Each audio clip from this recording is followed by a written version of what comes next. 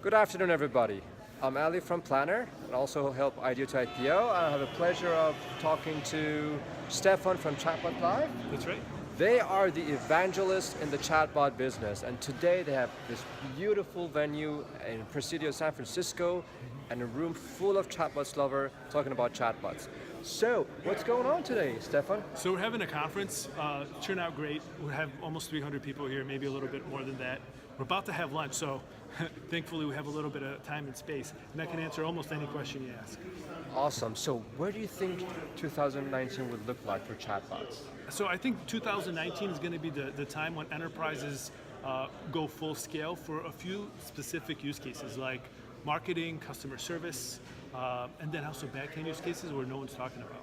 Awesome. Yeah. And do you think NLP and NLU components have evolved enough for the prime time?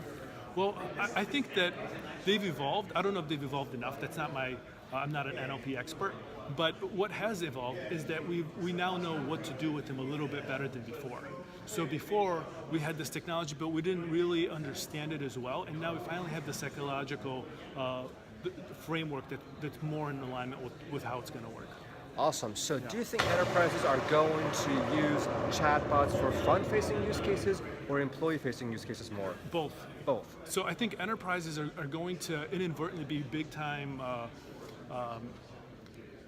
proponents of this technology. Sure. Because what's going to happen is a lot of companies are already starting to use bots internally, and these employees are coming into a work environment. They're learning how to use this bot.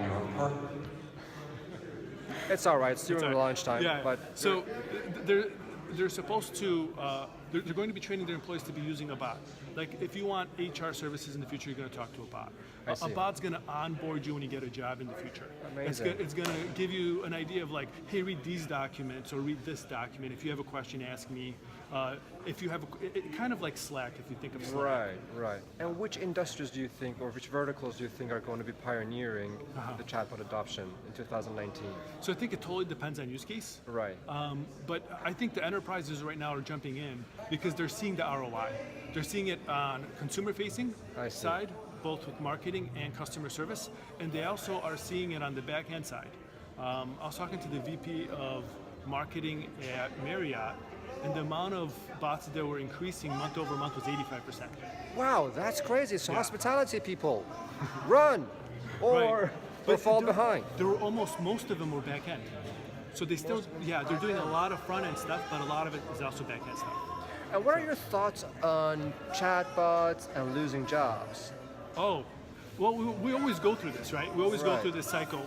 And one of the things that I really like to think about is Hollywood, okay? Because if you go back 100 years, okay, and if you told people that, hey, we're going to give you tractors, we're going to give you machinery, and you won't have to be a farmer anymore. And people were worried, well, what are we going to do when there's no more farmers? If I can't farm or if I can't have like work at the factory, they were looking at massive unemployment. But then people became, it gave them the time to do other things that were creative. So in a way you agree with this term that chatbots or AI in general is like the new calculator, it augments us. Right. And I think even more importantly, like at the end of the day, it's all about like giving value, right? And I think humans will always find ways to give value to each other, regardless of what their environment is. Awesome. Now the last question, guys. Hold on to your seats. But there's one caveat. What? So there's going to be a painful transition where you're going from, blue collar jobs disappearing and some white collar jobs disappearing, which is going to happen, like accounting, lawyers, like it's impacting those jobs. And then some of those people are not going to know what to do, but their kids or their kids' kids is going to.